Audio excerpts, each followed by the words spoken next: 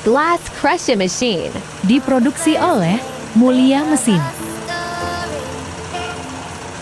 Salam sehat guys. Kali ini kita akan trial mesin hammer crusher tipe 500x300 dengan bahan limbah kaca.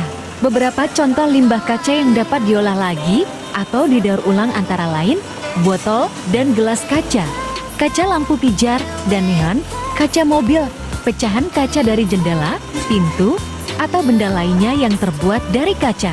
Hasil dari mesin crusher ini, limbah kaca dapat didaur ulang menjadi produk seperti kaca baru, genteng kaca, dekorasi, manik-manik, dan masih banyak lagi yang lainnya.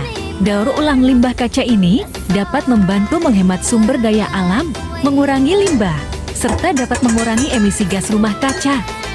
Terima kasih.